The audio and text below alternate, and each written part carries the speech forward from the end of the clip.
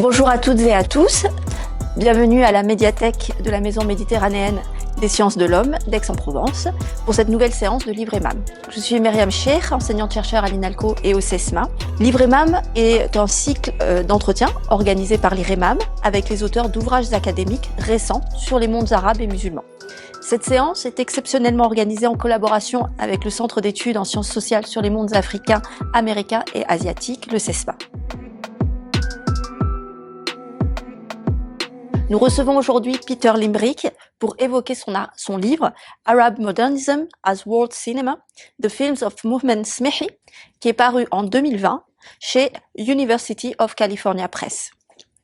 Peter Limbrick est professeur of Film and Digital Media à l'University of California Santa Cruz. Ses recherches portent sur le cinéma en milieu colonial et post-colonial, qu'il analyse entre autres à travers les grandes productions pour le travail qu'il a effectué sur la Nouvelle-Zélande, l'Australie et les États-Unis dans leur rapport avec l'Angleterre, ou sur les productions plus expérimentales réalisées notamment au Maghreb mais aussi au Machrek dans le cadre de son travail actuel dont il va nous parler. Peter est actuellement résident à l'IMERA et titulaire de la chaire Camus à Midex. Dans le cadre de cette résidence, il mène des recherches sur un autre réalisateur marocain, Ahmed Bouanani, qu'il évoquera sans doute au cours de la discussion. Merci Peter d'être avec nous. Nous allons donc discuter de ce livre fantastique. Dans votre livre, vous donnez pour objectif de démontrer comment et pourquoi le cinéma arabe en général et le cinéma marocain en particulier, ont participé de manière intégrale à l'histoire du cinéma mondial. Loin d'être de simples copies ou variantes d'une pratique cinématographique née en Europe, ces écritures et langages cinématiques ont autant contribué à créer que façonner le modernisme et le réalisme du cinéma. Votre livre contribue à repenser et enrichir la théorie du cinéma, notamment la théorie du cinéma occidental, plutôt limitée.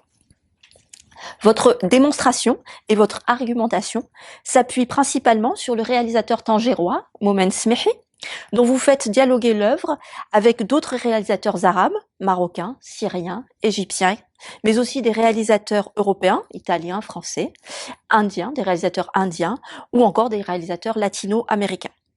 Pouvez-vous nous dire qui est Mohamed Smehi et pourquoi l'avoir choisi, lui, pour donner à voir et comprendre le modernisme cinématographique en général? Mohamed Smehi, c'est un réalisateur marocain né en 1945 à Tanger, au nord du Maroc, et qui a grandi dans la Médina de Tanger, dans un petit coin de la Médina, à 2 pas de la synagogue juive, de l'église catholique dans la Médina, la seule église, je pense, dans une Médina au Maroc. Et vraiment, dans l'esprit de ces années, juste avant et juste après l'indépendance, c'est-à-dire avant l'indépendance, Tanger était administré par une gouvernement conjointe de plusieurs nations. Il y avait la France, l'Angleterre, les États-Unis. Donc, c'était vraiment une zone internationale. Donc, il a vraiment grandi dans ce contexte-là et avec une expérience qui a été produite par, bien sûr, l'histoire de la colonisation au Maroc, mais aussi par les cultures, les langues diverses de cette période. Il a aussi grandi juste à 2 pas de plusieurs cinémas dans la Médina. Il y avait le Vox, un cinéma juste au nord de l'église catholique, si je ne me trompe pas, où il y avait beaucoup de films égyptiens projetés pendant cette période. Et les cinémas de Tanger ont vraiment marqué Mohamed pendant cette époque. Il y a aussi le cinéma Alcazar, juste à la frontière de la Médina, avec beaucoup de films espagnols, beaucoup de films mexicains. Donc c'était vraiment un endroit croisé par plusieurs plusieurs langues et plusieurs d'histoires cinématographiques. Donc, il était né dans une famille croyante musulmane dont la poésie, la littérature était vraiment importante. Il est allé au lycée français et aussi à une école islamique. Et son père était un peu comme le père dans son film Le Gosse de Tanger. C'était un fiqh, un théologien, quelqu'un de très grande importance dans la Médina de Tanger, et qui était aussi fasciné et vraiment dédié pour ses enfants d'aller à une école française pour aussi apprendre la science occidentale ainsi que la science islamique. Donc, ça, c'était sa formation pendant cette période-là. Je pense que j'ai passé trop vite avec un plan. Voilà, c'est là. Et il a commencé ses études d'abord à Rabat, mais il a très vite gagné une bourse d'aller à l'IDEC à Paris. Donc, il était à l'IDEC pendant 3 ans. Et l'important, il me dit, pendant ces 3 ans, c'était pas vraiment l'IDEC qui était à la fois un peu techniciste pour lui. C'était vraiment sa formation à la Cinémathèque française et au séminaire des grands penseurs de l'époque comme Claude Lévi-Strauss, comme Roland Barthes, qui a vraiment marqué Moomin pendant cette période. Donc, il est allé voir peut-être 4-5 films par jour. Et ça, c'était vraiment une formation aussi importante que la formation à l'IDEC. Donc, en plus, il écrit. Et il écrit sur le cinéma. Il est sorti beaucoup de livres sur le cinéma arabe, bien sûr, mais aussi le cinéma mondial. En français, en arabe, il a traduit des essais et des pensées très importantes d'autres écrivains, réalisateurs comme Eisenstein, comme Rossellini. Donc, ce mouvement des langues, des autres langues vers l'arabe est aussi très, très important pour son œuvre et pour son travail. Donc, cette question de la langue, des langues, c'est quelque chose on va parler plus aujourd'hui, je pense. Donc, à la fin de ses études à IDEC, il a fait le court-métrage Simon Pas de Chance en 1970, un film qui est franchement incroyable et qui a vraiment lancé ce projet de travailler avec l'image son comme une combinaison très très riche pendant toute sa carrière.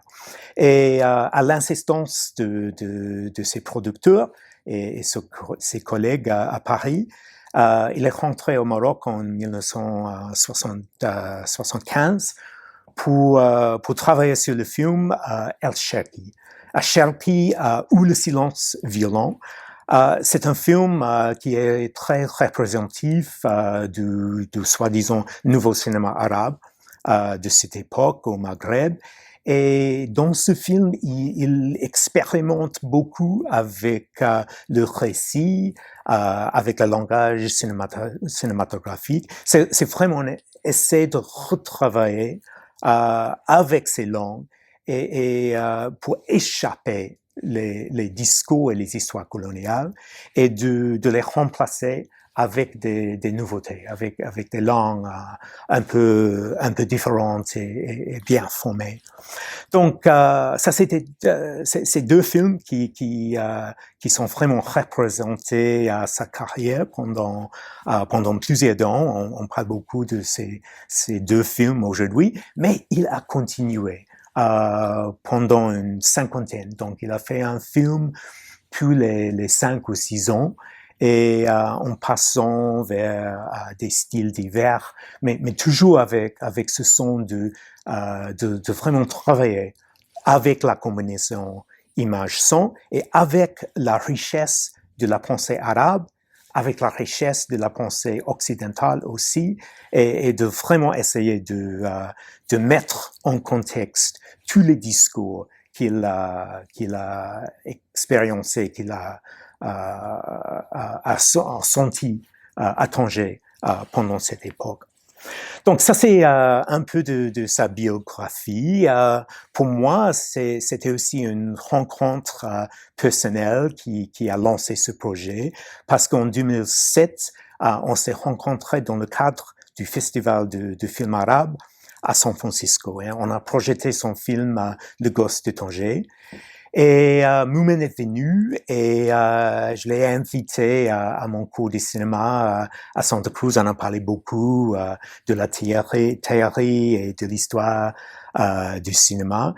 Et je me suis dit, c'est quelqu'un très très important dans le monde du cinéma en Afrique du Nord, dans le monde arabe, qui est très mal connu. Aux États-Unis, dans le monde anglophone et même dans le monde francophone aussi. Donc, j'ai décidé de consacrer mes recherches sur cette personnalité, cette figure très très importante, mais aussi de vraiment utiliser son œuvre comme un moyen d'aller plus loin avec les histoires du cinéma dans la région. Et donc ça c'est un peu les origines du projet et de Moumen aussi. Dans l'introduction, vous revenez sur deux notions, celle d'auteur et celle qu'on pourrait dire de territoire. Votre critique vous permet de revenir sur ces cadres, sur ces deux cadres-là, en les dépassant, et aussi de critiquer plusieurs constructions binaires. Ceci vous permet dans le premier chapitre d'approcher plus finement l'hétérogénéité du cinéma arabe et celui de Smihi, et d'interroger sans les opposer la relation entre modernisme et populaire. Pouvez-vous revenir sur cette relation complexe et son rôle dans le processus créatif de Smihi? En quoi le cinéma de Moumen Smihi va-t-il au-delà du réalisme pour montrer la construction moderne des subjectivités arabes et pour créer finalement ce qu'il appelle une anthropologie, une auto-anthropologie, une anthropologie à soi et pour soi? Je suis toujours intéressé dans les environnements du cinéma où il y a plusieurs d'histoires qui se croisent. Donc, dans mon premier livre, j'ai essayé de travailler un peu sur les histoires du cinéma qui dépassent les questions du nationalisme et les histoires nationales. Donc, mon premier livre, c'était sur la représentation,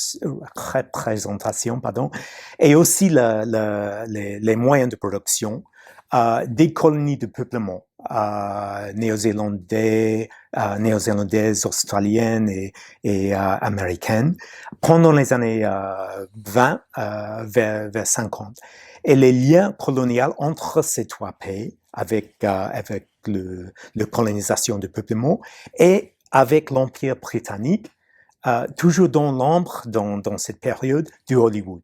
Donc, c'était vraiment une triangulation, si vous voulez, des industries cinématographiques par rapport avec ces deux empires.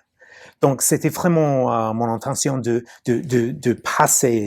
dépasser une histoire, par exemple, de la Nouvelle-Zélande et le cinéma là-bas, qui était enfermé dans un contexte national et de passer une autre fois une histoire de l'Australie enfermée avec ses propres objets, etc. Donc, c'était vraiment de montrer comment la colonisation a structuré ces trois industries, ces trois pays, et de vraiment rendre compte avec l'idée que le cinéma est depuis toujours transnational dans ses formations, dans ses formes et dans ses représentations. Donc, j'ai apporté un peu de cet esprit au projet-là, parce que si on pense à l'histoire du cinéma au Maroc, c'est aussi une histoire qui est vraiment touchée par plusieurs industries, plusieurs pays et plusieurs discours. J'ai un exemple en tête, ça, le livre magnifique de Ahmed Bounani, qui est déjà sorti 10 ans après sa mort.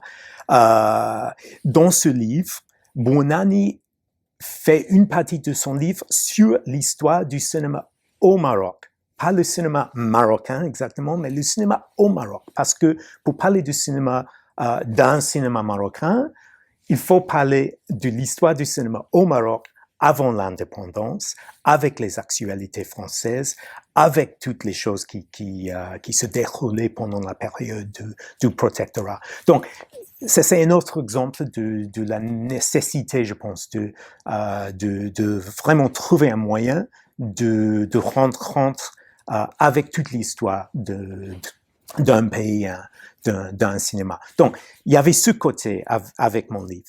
L'autre côté, c'est de jongler un peu avec l'idée de l'auteur.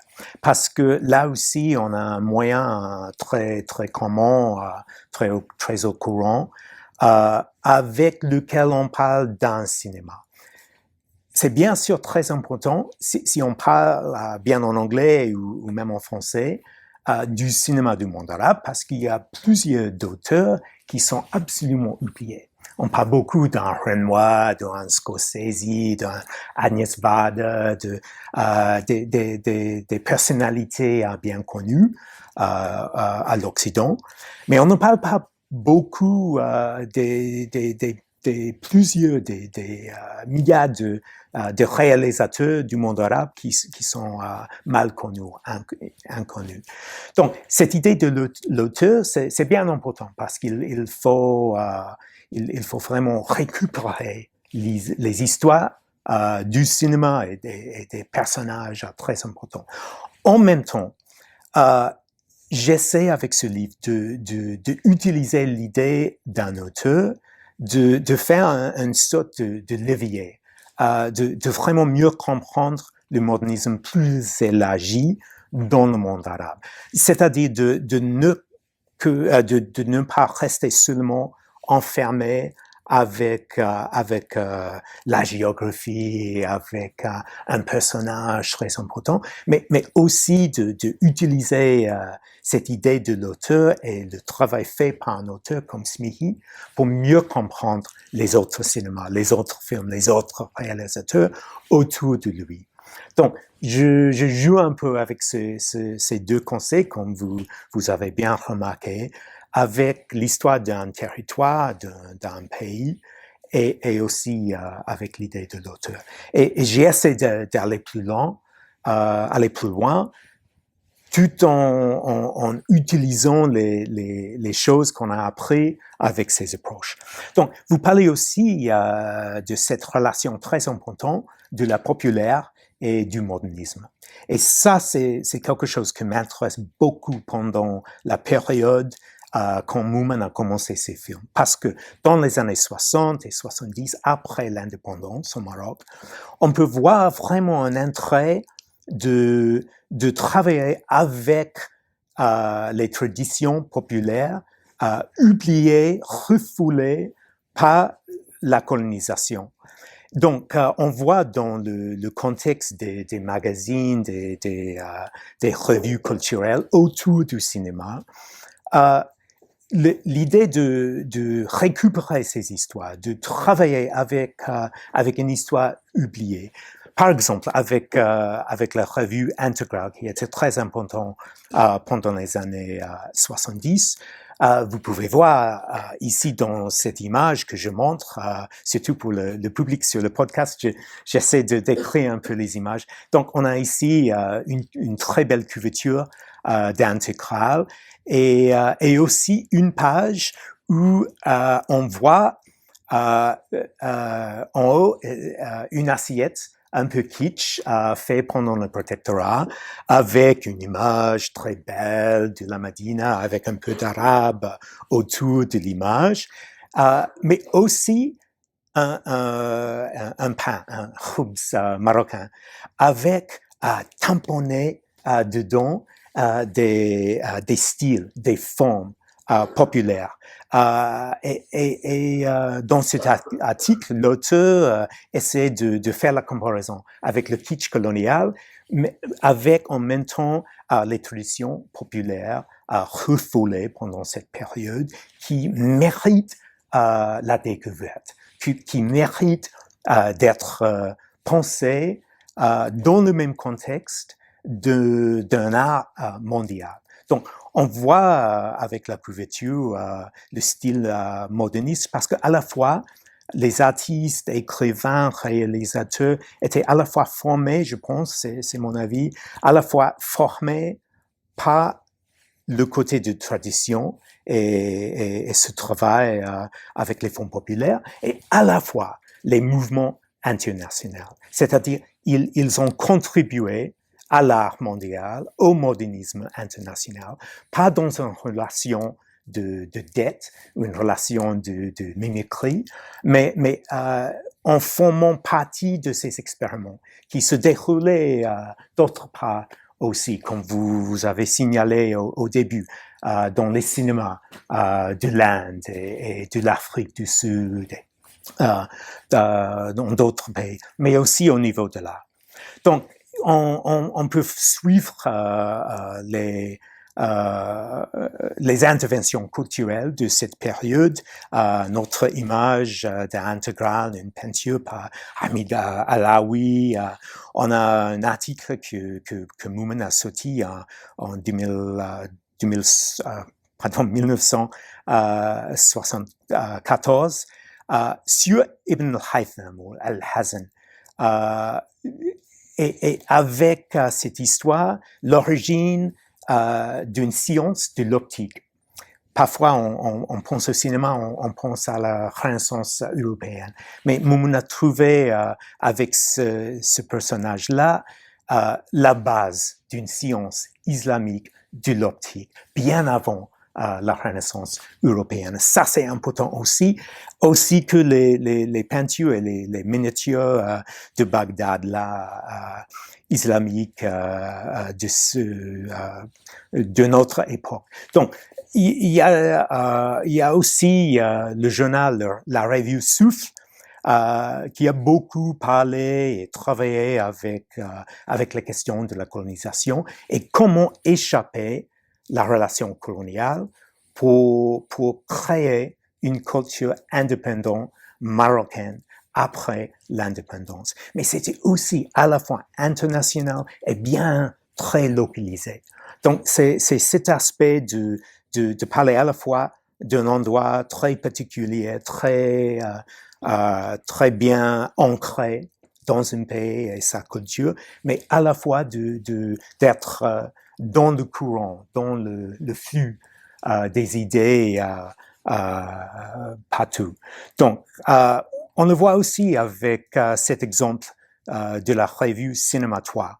Cinématoire, on est rappelé par le mouvement troisième cinéma qui était fondé en Afrique et aussi en Amérique du Sud, et avec cette idée de décoloniser l'écran, de pousser contre les cinémas européens, hollywoodiens, et de trouver un autre moyen d'expression. Donc, on peut voir dans la table de matière toutes les choses qui s'intéressaient les fondateurs du journal, Noureddin Sahil et son équipe. On a un article sur le cinéma de Ousmane Sembène, il y a un article sur le cinéma de l'Amérique du Sud, il y a aussi des articles sur Jean Rouch et d'autres choses. Donc, c'était vraiment une scène culturelle qui était militante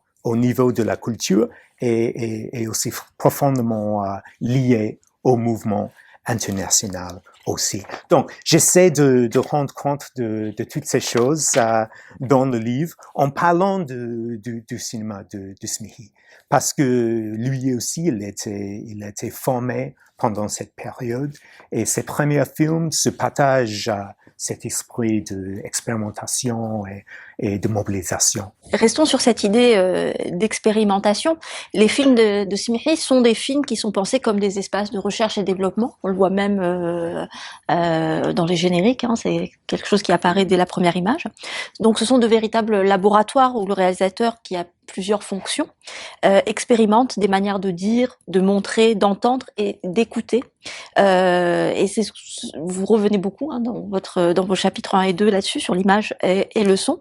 Comment est-ce que le travail conceptuel sur l'image et le son fabrique-t-il des articulations qui permettent à l'auteur de transmettre ses préoccupations à la fois esthétiques, politiques, socio-historiques et anthropologiques? Je pense ici notamment aux soins qui accordés à cette question du beau, aux objets, à la beauté des intérieurs et de l'intériorité marocaine notamment, qui rend possible de réarticuler un peuple ou de le refaire tenir ensemble dans un monde post-colonial détruit par le colonialisme. Vous avez signalé quelque chose de très important. C'est vraiment le mouvement entre le réalisme et le modernisme dans son travail. Et c'est vraiment une relation vraiment un peu tendue et aussi très importante avec son travail. Par exemple, j'ai deux images ici de son premier film Simo, Pas de chance. Il y a bien sûr un sous-titre qui est tiré d'un poème de Paul Éluard, un poète surréaliste français. Mais vous pouvez voir l'image de Simo, le jeune ouvrier maghrébin qui est au centre de ce film qui se déroule à Paris avec d'autres ouvriers. Et c'était vraiment dans la vie de Moomin, il a parlé de ce film comme un descent vers l'enfer. C'est un peu de Dante. C'est un descent vers l'enfer capital de Paris dans ce moment. Et il y a bien sûr d'autres films qu'il a fait qui présentent l'idée de Paris, les Lumières et tout ça comme quelque chose de très riche. Dans ce film-là, c'est aussi un endroit qui opprime l'ouvrier maghrébin, vient d'arriver pour chercher un travail. Donc, vous voyez le côté très réaliste de ce film dans cette image, et c'est vraiment un côté un peu documentaire dans le film. Mais c'est aussi un film qui est très travaillé et formé avec des choses qui vont contre cet esprit du réel et du documentaire. Et surtout les sons, la bande sonore des films et les sons exacts dans le film, qui sont vraiment en opposition parfois avec l'image. Donc cette relation image-son, il commence avec ce film et ça continue dans plusieurs films. Donc parfois le son rend l'image moins fiable, moins sûre, moins certes. Et c'est ça que nous amène un peu vers le modernisme. Et l'idée de travailler avec les aspects du réel, mais pour mieux exprimer la fragmentation, les difficultés d'une vie moderne aussi. Mais vous avez également parlé de la beauté de ces films, et ça c'est aussi une chose très très importante.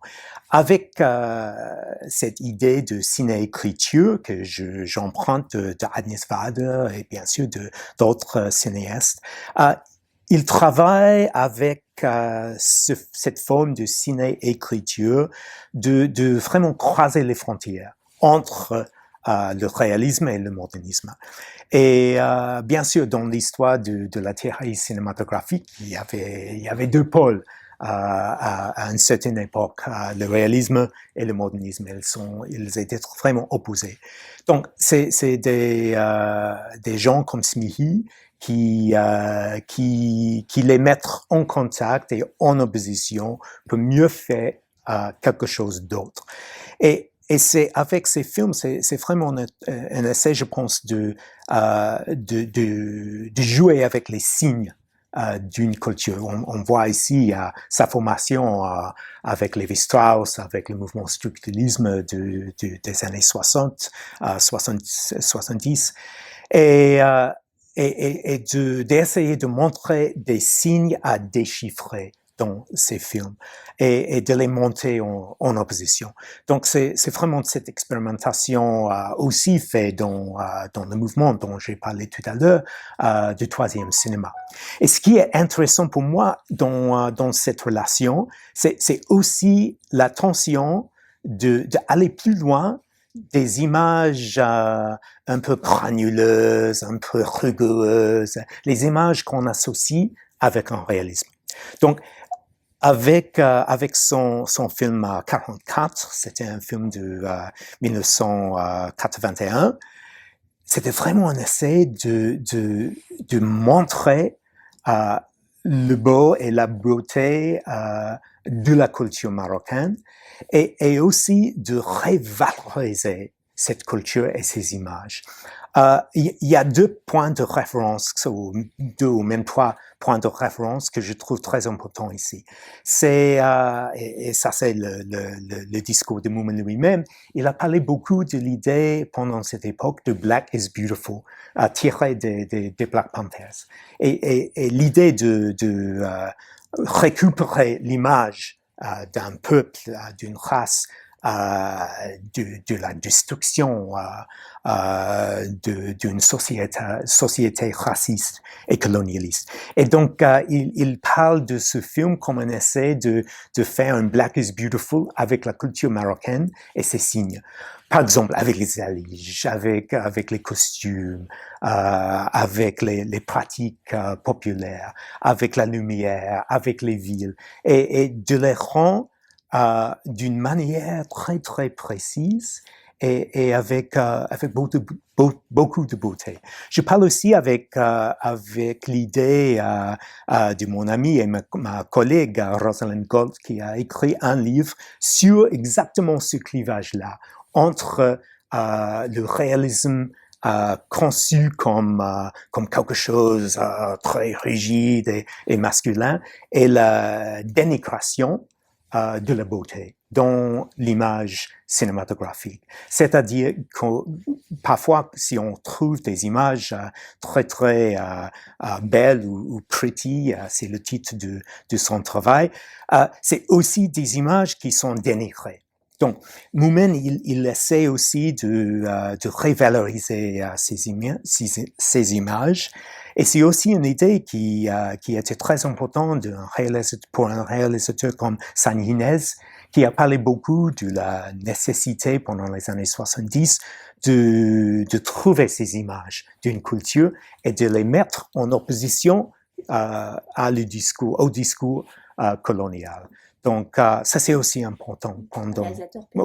Oui, exactement. Restons sur cette idée du son. Donc, vous consacrez une analyse riche et passionnante à l'univers sonique de Smihi. Il a cette particularité, hein, comme d'autres réalisateurs marocains, comme Ahmed Bouanani, de troubler les frontières entre différents registres soniques et de tisser des liens et des continuités entre bruit, musique, voix, les personnes qui chantent, la radio, les chants. Donc, est-ce que vous pouvez revenir sur la particularité et la centralité du son dans l'œuvre du réalisateur et comment est-ce qu'elle rend compte de la profondeur et de la multiplicité et des spécificités finalement des univers sociaux marocains et arabes? Oui, le son, c'est toujours très important. Et vous parlez justement d'un univers sonique. Moi, j'utilisais le mot en anglais soundscapes, mais je pense que c'est la même idée de parler vraiment d'un paysage, d'un terrain auquel le son est très important. Donc, profondément, son approche à la bande sonore, c'est de vraiment mélanger les sources du son. Je travaille beaucoup avec les recherches de Michel Chion dans ce livre qui parle des trois sources du son cinématographique. On a la voix, on a la musique et on a le bruit.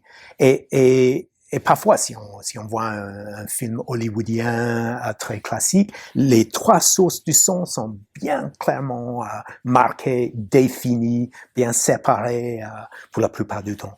Donc, l'approche de Movement, c'est de bien mélanger ces sources et de faire vraiment une sorte de chevauchement avec les prix, les voix, la musique. C'est une polyphonie de langue, de la musique et aussi avec ça des discours. Parce que les sons sont toujours liés à une histoire, à une approche, à un mode de pensée. Donc, on a beaucoup de sons diégétiques du monde du récit dans ces films. On voit ici, c'est aussi un peu entre la fiction et le documentaire. C'est le musicien très bien connu à Tanger, Abdallah Al-Gourd, Gnawa, musicien Gnawa, qui joue sur le toit dans le film Le Ghost de Tanger.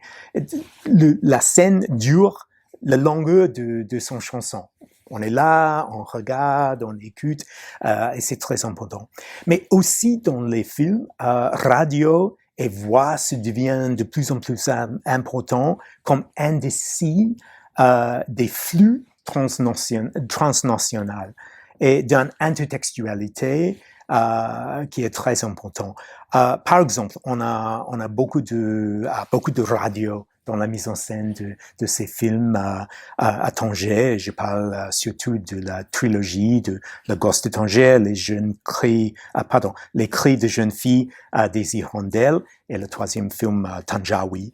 Et il y a beaucoup de radio. Et on les voit partout. Il y a ici, dans cette image d'un autre film, 44, une famille casablancaise qui écoute Saute l'Arbre, la voix d'arabe, l'émission de Nasser du Caire pendant la période coloniale. Et la famille est scotchée à la radio dans ce plan-là, qui est au centre de la mise en scène. Il y a aussi la présence de quelqu'un comme Kulthum, qui est partout dans les films. Le son de ses chansons, son image, comme ici dans le plan que je montre, avec bien sûr une radio et aussi la photographie de Kulthum.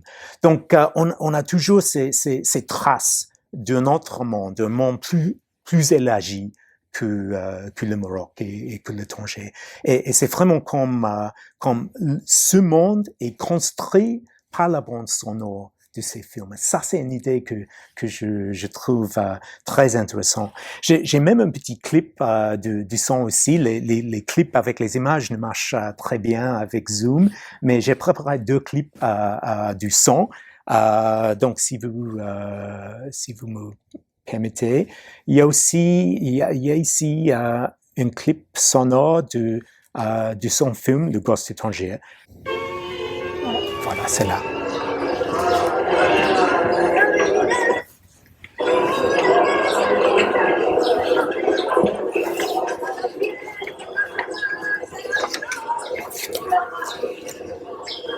Fuyant l'Espagne franquiste et les terres sans pain, les Espagnols étaient les seuls Européens à vivre dans la Médina.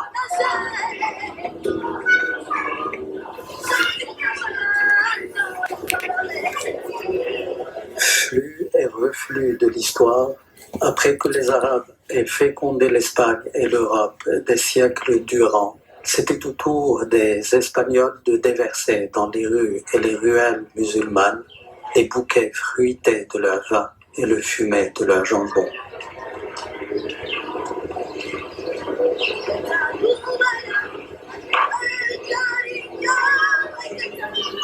Dans la Médina colonisée, on entretenait une vie traditionnelle, mais désormais fascinée par le nouveau monde qu'apportait le boulevard.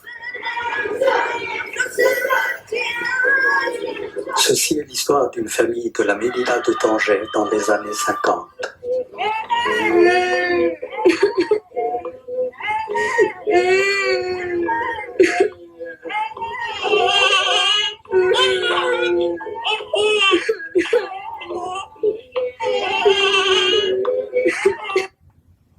Donc vous pouvez entendre, je pense, les discours qui se chevauchent dans ce clip.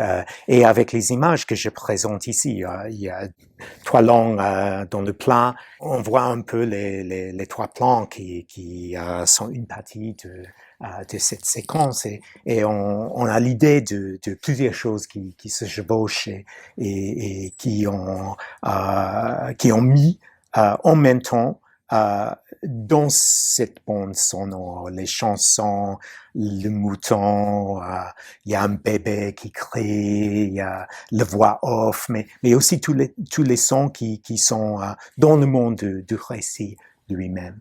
Et ça c'est un peu le moyen de faire une sorte de palimpseste de son qui s'exprime beaucoup, je pense, dans ces films. Et je voulais passer directement à ce que vous, au traitement que vous faites de l'intertextualité, dont vous avez parlé dans votre chapitre 3. Vous revenez en fait sur les généalogies du processus créatif et intellectuel de Smihi, et notamment sur le rôle de la Nahda. Donc vous envisagez la Nahda comme un élargissement des possibles, où reconfiguration et traduction ne signifient pas reproduction d'une modernité européenne. Pouvez-vous nous dire en quoi consiste cette intertextualité chez Smihi, qui dénote un amour du cinéma, pour reprendre les mots que vous utilisez, un amour du savoir également? Ce qui est très important, je pense, avec cette idée par rapport avec ces films, c'est comment vous avez commencé avec cette idée de la populaire et aussi des choses d'un monde plus élargi. Donc, l'intertextualité du Smihi se construit de textes de tradition qui sont arabes, amazigh, européens, africains, vraiment de partout. Et c'est l'idée encore un peu avec les 2 sons de mettre en relation tous ces discours avec le propre trace, c'est de ne pas mélanger dans une sorte de soupe, mais de vraiment garder les traces des discours très complexes et très précis qui se croisent dans le film et qui s'expriment quelque chose d'une histoire très très riche qui est important à ces films, surtout de cette base à Tanger. Parce qu'on revient beaucoup à cette idée de Tanger et l'importance de Tanger dans ces films. Je parle de cette ville un peu comme une antenne qui reçoit des discours et des idées, des langues, des textes du partout. Donc, ça me permet de parler un peu d'un modernisme dit vernaculaire. Et j'emprunte la notion de Miriam Hansen, la théoriste de cinéma. C'est-à-dire, c'est un modernisme qui est à la fois populaire, on pourrait dire sha'abi, populaire et aussi plus international. Donc, on a des exemples dans les films. Par exemple, il y a Halqa, de la tradition de la narration orale qui fait une très importante partie de plusieurs films, surtout Chronique marocaine et 44. La figure de Hakawati ou de narrateur de Halqa est aussi très important. Donc, il y a aussi cette intertextualité qui joue un rôle d'une auto-ethnographie dans son travail. Et c'est vraiment de trouver un moyen de parler de son monde et pour nous comme critiques, et surtout je parle de ma place aux États-Unis, ma base en ce moment. J'ai grandi en Nouvelle-Zélande, c'est un peu la trajectoire de mon premier livre, Nouvelle-Zélande, Australie, États-Unis, mais de parler de l'Occident et du monde anglophone. Ces films se mettent au centre ces discours et on pourrait les trouver comme très importants d'un modernisme qui n'est plus à l'Occident et séparé du monde arabe, mais qui est impliqués aussi dans ce monde. Et ça nous vient de cette idée de Nada, le soi-disant renaissance arabe, de lecture, traduction, féminisme, des débats culturels, politiques. Et je l'utilise, cette histoire de Nada, de repenser les relations entre cinéma, culture, modernité dans cette région. Et je suis vraiment frappé par le texte de Rebecca Johnson qui a fait une lecture très importante d'Ahmed Faris Chidiac, qui était personnalité fondatrice de Nada, libanais. Elle parle de l'engagement de Chidiac, l'engagement avec d'idées en Europe, du site du Liban et en arabe. Ça, c'est ma traduction de l'anglais, mais c'est la même idée. L'engagement avec des idées d'un site, en ce cas-là du Liban, et en arabe. Et ça, c'est l'important parce que c'est une relation d'échange et pas de reproduction. Donc, intertextualité dans ces films, c'est vraiment lié à cet esprit de Nada. Dans les 2 derniers chapitres, vous développez sur les apports de la pratique cinématographique de Smihi au débat qui enferme un petit peu le monde arabe entre tradition et modernité, en tout cas qui ont enfermé longtemps le monde arabe entre ces 2 pôles-là. Et donc les deux débats importants, donc il s'agit évidemment des débats sur la religion musulmane et ceux qui portent sur plus spécifiquement le genre et les sexualités. Au-delà de cette dichotomie tradition-modernité qu'il réfute, que Smihi lui-même réfute, comment est-ce qu'il essaie de rendre compte d'une modernité arabe tout en soulignant les fissures qui sont créées par une modernité coloniale? Comment est-ce que cette écriture, ciné-écriture pour reprendre le terme, en rend-elle compte? Dans ces 2 chapitres, j'essaie de vraiment faire un autre contexte pour ces idées qui se circulent beaucoup dans notre monde occidental de la religion, la sexualité, le genre, et de vraiment se détacher les associations entre ces mots, comme ils sont utilisés ici en France ou aux États-Unis, et de vraiment montrer un monde marocain qu'il décrit dans le film et un monde arabe qui est pluraliste, qui est divers et en retour en même temps à sa vie, à son enfance à Tanger. Parce que ces films animent les débats de très longue date avec ces idées sur la science, religion, le genre, la sexualité, qui sont vraiment, ils sont bien sûr dans les débats de la Nada, mais aussi de très longtemps, bien en avant. Donc, j'essaie de mettre en contexte historique quelques idées avec les précédents que je vois et que je trouve dans les films, les précédents dans la poésie, dans la littérature arabe, avec des écrivains, par exemple, des poètes comme Al-Ma'ari, Abu Nuwas. Vous avez les histoires très très longues de débat, de pluralisme dans cette pensée arabe. Et ça, c'est important de comprendre les films parce que, par exemple, dans l'image que je montre ici, il y a l'importance de l'espace féminin qui n'est pas simplement un espace des femmes opprimées ou refoulées, voilées, tout ça. C'est vraiment dans les films de montrer les espaces féminins qui sont avec beaucoup de pouvoir, beaucoup de possibilités. Vous voyez ici le jeune homme Mohamed Larbi tout à droite de l'encadrage est vraiment poussé de la scène par les femmes. Et c'est vraiment des espaces qui sont vraiment vivants et très importants. À la fois, il y a aussi la critique de l'intérieur d'une société qu'il monte avec ses précédents dans la pensée arabe.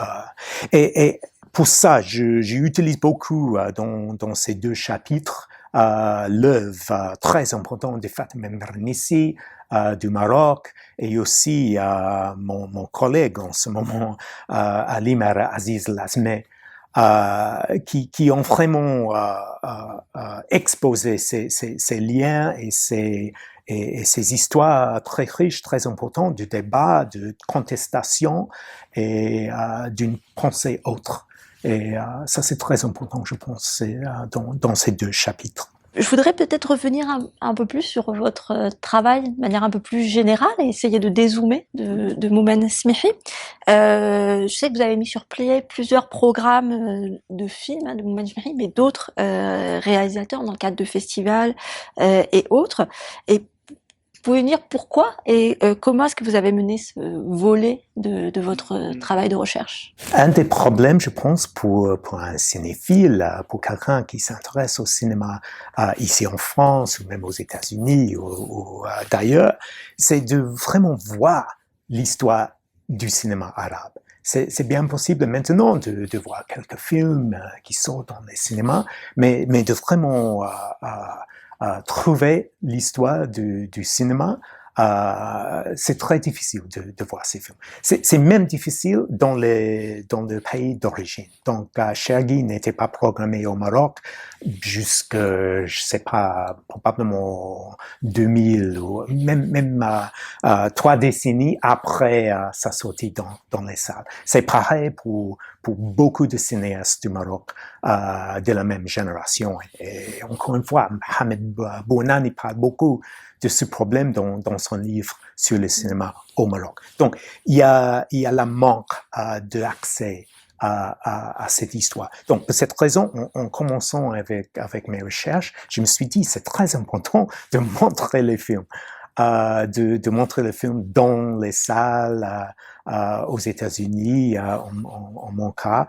Donc, j'ai programmé 6 ou 7 films de Moumen Smihi et on les a projetés à San Francisco, à Chicago, même à Londres. Et ça m'a permis de vraiment engager un public, de parler des films, de voir les réactions des spectateurs et tout ça. Mais c'est quelque chose que je trouve très important avec le travail de l'histoire, c'est de montrer, projeter, parler du film avec un public et de vraiment mettre en discours toutes ces choses. Donc, c'est pour cette raison. Il faut être historien, programmateur en même temps, je pense. Un peu archiviste aussi. Merci Peter. Nous avons maintenant quelques minutes pour prendre les questions de notre public et de nos auditeurs. À la fois une question et une remarque. Je pense que l'une des idées les plus importantes dans ce que vous avez dit, peut-être ce que vous avez écrit aussi, par rapport au rapport à la modernité. Donc ce moment des années 70-80, qui est un moment extrêmement, peut-être pas uniquement au Maroc, peut-être dans d'autres pays maghrébins et arabes, ce moment d'une modernité très décomplexée et surtout inscrite dans la contemporanéité, c'est-à-dire que au même moment, moi je me rappelle ces dates-là, en tant que cinéphile, j'étais un peu dans ce monde, au même moment où, c'est-à-dire Smihi, je me rappelle de la première fois où j'ai vu Smihi, c'est au Festival d'Azila en 82, et on était dans une table ronde autour de l'écriture du scénario, alors avec Smihi bien sûr, mais il y avait à côté Ettore Scola. Donc la discussion était et Alberto Moravia. Donc on peut situer le moment et la discussion autour de la créativité, etc. Ça, je pense que c'est quelque chose et c'est pas uniquement Smihi, c'est à la fois l'école française du cinéma avec Benani, Hamid Benani, Smihi, et surtout et aussi l'école, j'allais dire l'école soviétique, polonaise, absolument. Qui était extrêmement avec le Qta et les Tarqawi. Donc je pense que c'est la même chose dans les arts plastiques aussi. Avec là aussi les deux écoles. Et là on oublie aussi que l'autre chose qui est extrêmement importante, qui fait lien, et là je pense avec ce moment-là, c'est Smihi a fait une licence de philosophie à la faculté de lettres au moment où toute une série de grands personnages enseignent à la faculté de lettres, dont Roland Barthes.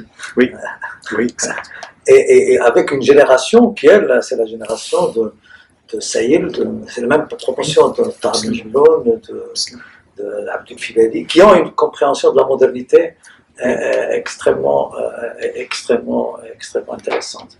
Ce rapport à la modernité, c'est pas une sous-traitance de la modernité, c'est une production de la modernité en même temps qu'elle est en production ailleurs. Exactement. Et je me rappelle que le débat autour, par exemple, du cinéma, les Lacaniens étaient présents, oui. Avec Seyd qui a introduit ce débat, ou même le débat autour du cinéma nouveau brésilien. Tout ce débat était convoqué. Oui. Oui, il y avait ces endroits très importants. J'ai un ami, collègue qui Marche Salaj, qui a écrit en ce moment sur le festival de Tashkent. Donc ça, c'est un autre endroit qui est une rencontre, un point de rencontre pour plusieurs cinéastes de, soi-disant, troisième monde. Donc, il y avait au Maroc beaucoup de contradictions avec cette période parce qu'on parle tout le temps des années du plan. Et bien sûr, c'était une période très, très difficile.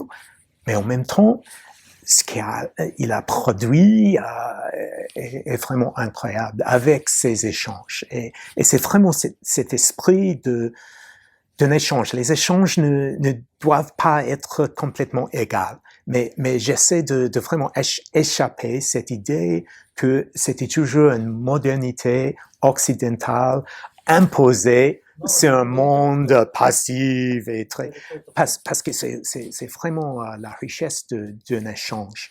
Et c'est ça que je trouve très important dans le travail récent de Tarek El-Haris sur la nada, avec mes collègues Léa Morin et Marie-Pierre Boutier et d'autres qui étudient cet axe que vous avez décrit de Pologne et du monde soviétique et le Maroc. C'est vraiment des échanges très importants. Pas seulement par la formation, mais aussi par les productions qui sont suivies.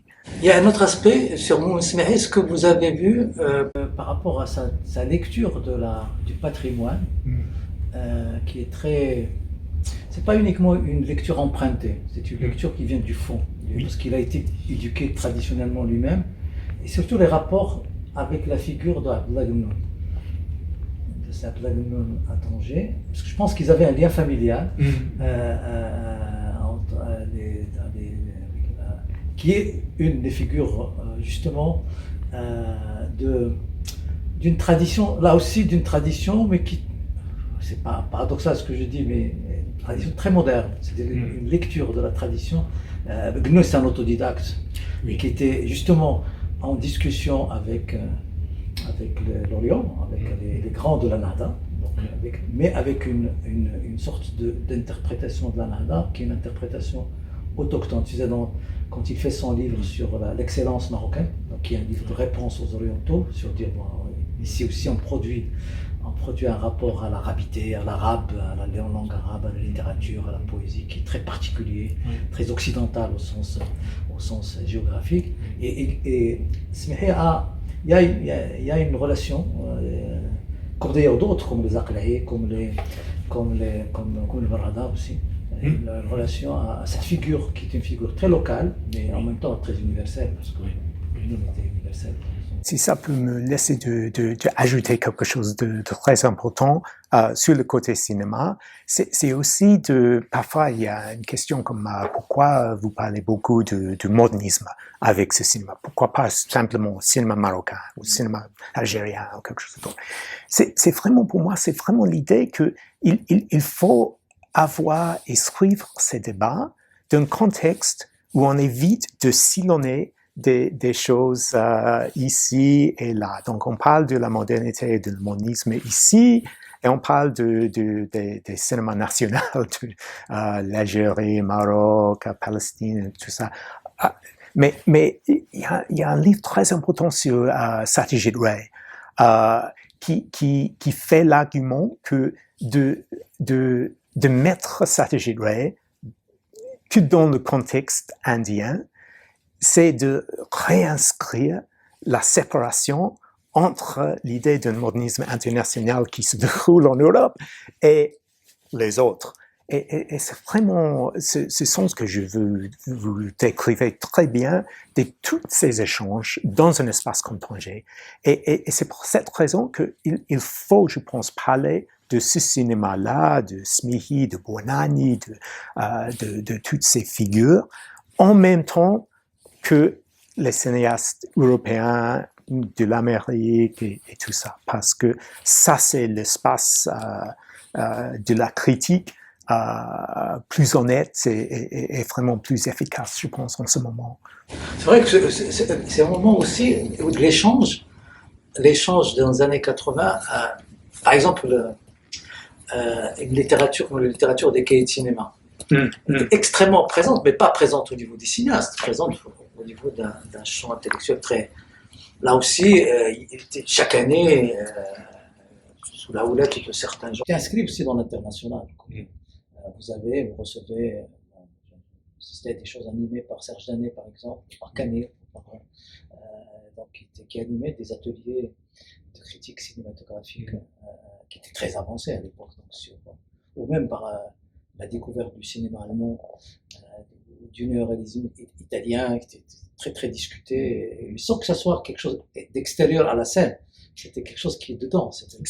Il faut se dépêcher parce que ces géants... Oui. Effectivement, et ça pose le problème d'archives. Oui, exactement. Oui, c'est une histoire très fragile. Cette idée d'archive, je pense que d'ailleurs vous revenez sur cette question de Narda comme une archive, et j'ai trouvé l'idée assez intéressante. Mais moi j'avais une question pour revenir un peu sur Tanger, en fait, sur la ville, qui est important. Par curiosité, je me demandais, parce que le Tanger que l'on voit chez Smihi, alors j'ai pas eu l'occasion de voir vraiment tous ces films, parce que voilà, pour les raisons que vous avez évoquées, c'est difficile d'y accéder, mais j'avais cette impression qu'on était sur un Tanger du passé, essentiellement, donc il travaillait beaucoup sur ce Tanger-là, et je me demandais quel est son rapport au Tanger actuel. Est-ce qu'il a des projets de travailler sur un Tanger plus contemporain, ou peut-être qu'il a déjà fait et j'ai pas eu l'occasion de voir ça. Il passe toujours beaucoup de temps là en faisant ses projets. Je peux pas parler pour lui, mais le Tanger d'aujourd'hui, c'est bien d'autres choses. Après, c'est 10 ans, 15 ans, même pendant le temps que j'ai passé moi-même à Tanger en faisant la recherche, la première fois c'était en 2010.